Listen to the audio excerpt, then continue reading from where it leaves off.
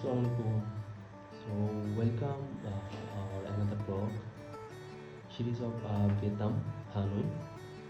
So আজকে আমরা information দিব হচ্ছে হানয়ের most demanding tourist spot Halong Bay. So Halong Bay সম্পর্কে হয়তো অনেকে অনেক কিছু জানেন। আর সো আমি আমার ভিডিওতে হালুম্বের ছোট্ট যে খুঁটিনাটি জিনিসগুলো আছে যতটুকু আমি গ্যাদার করেছি ইনফরমেশন সেই ইনফরমেশনগুলো এই ভিডিওতে শেয়ার করবো। সো আশা করি যারা যাওয়ার প্ল্যান করছেন কিছু কিছু ইনফরমেশন আপনার নলেজ ইনক্রিজ করবে। So let's check it out. Welcome to Halong bay. 1969টি ছোট বড় পাহাড় এবং 560 বর্গ কিলোমিটার জায়গা জুড়ে অবস্থিত হালং বে, যা ওল্ড কোয়ার্টার থেকে 130 কিলোমিটার দূরে অবস্থিত এবং হালং বে পৌঁছাতে সময় নেয় হচ্ছে 2 থেকে 3 ঘন্টা। হালং বে চায়না বর্ডার থেকে মাত্র 2 ঘন্টার ওয়ে। এবার চলে আসি প্যাকেজ নিয়ে। হালং বেতে বেসিক্যালি দুইটা প্যাকেজ, একটা হচ্ছে ডেলং প্যাকেজ আর একটা হচ্ছে ওভারনাইট প্যাকেজ। ডেলং প্যাকেজ আবার দুইটা ক্যাটাগরিতে বিভক্ত, একটা হচ্ছে বুফে, একটা হচ্ছে নন বুফে। সো নন বুফের আপনার ডেলং প্যাকেজের প্রাইস পড়বে $39 এবং with buffet it will go for $48। So personally আমার কাছে মনে হয়েছে নন বুফেতে যতগুলো খাবারের আইটেম ছিল সেটা মোর দেন পারফেক্ট ছিল এনি পার্সনের জন্য। আর ওভারনাইট ক্রুজের জন্য আপনাকে গুনতে হবে $98।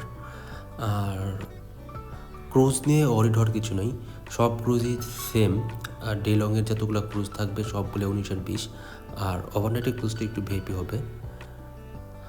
পার্সোনালি আমার কাছে নন বুফে অ্যান্ড ডেলং প্যাকেজটা বেস্ট মনে হয়েছে।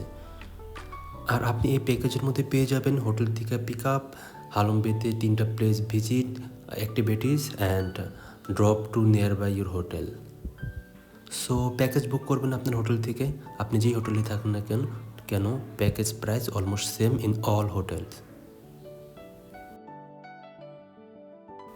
সো সকাল 8টায় গাইড আমাদের হোটেলের সামনে ট্যাক্সি পাঠিয়ে দিয়েছে, যেহেতু বাস ওল্ড কোয়ার্টারে ঢুকতে পারে না।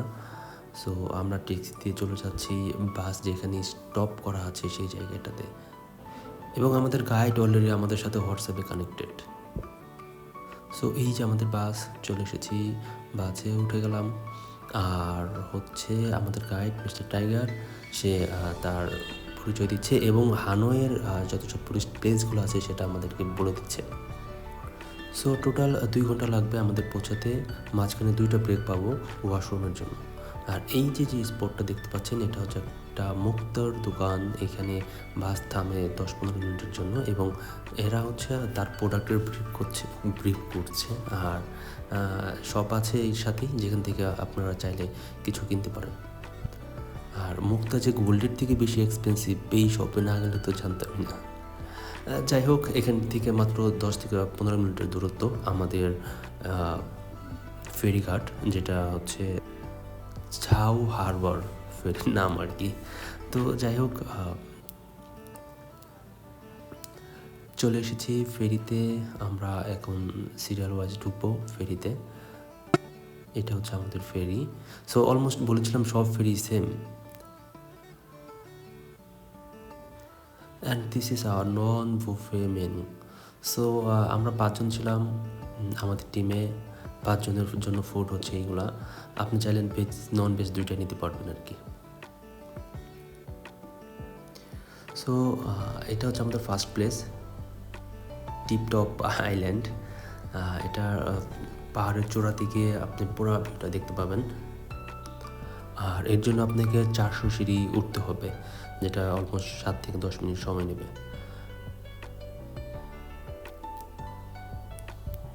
আর এই হচ্ছে টিপটপ আইল্যান্ডের রুপটপ ভিউ। সো আমি মনে করি একটু কষ্ট হলেও ওঠা উচিত, যেহেতু এত দূরে এসেছি, দেখা উচিত কি আসলে কেমন দেখায়। সো সাবধানতা অবশ্যই অবলম্বন করতে হবে, যেহেতু অনেক খাড়া, অনেক উঁচু একটা সিঁড়ি।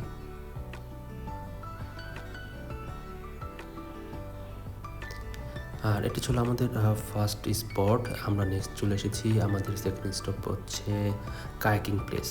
সো আপনি এখানে কায়াকিং করতে পারেন বা ওদের শিকারা রাইড যেটা আছে সেটাও ইউজ করতে পারেন, যেটা আপনার ইচ্ছা। সো আমরা কায়াকিং চুজ করেছি। নিজেদের মতো ঘোরা যায়, নিজেরা ড্রাইভ করা যায়, ভালো আর কি। আর যারা ভয় পান কায়াকিং করতে, তারা হয়তো শিকারা রাইড উঠতে পারেন। আর লাস্ট ওয়ান হচ্ছে কেভ, যেটা 40 মিনিটের মতো হাঁটতে হয়, বাট আমরা এটা যাইনি। আপনার হালম্বে বাস আমাদের ওল্ড কোয়ার্টারে নামিয়ে দিয়েছে এবং আমরা ঘুরছি হচ্ছে old quarter night market. Weekly only 3 দিন এই নাইট মার্কেট ওপেন থাকে এবং এটা খুবই জনপ্রিয় একটা মার্কেট। সো আমি বলবো অবশ্যই এটা মিস করা উচিত না। আর এই ছিল আমাদের হালংবে ট্রিপ। দেখা হবে আমাদের পরবর্তী কোনো একটা ভিডিওতে। Till then, bye by.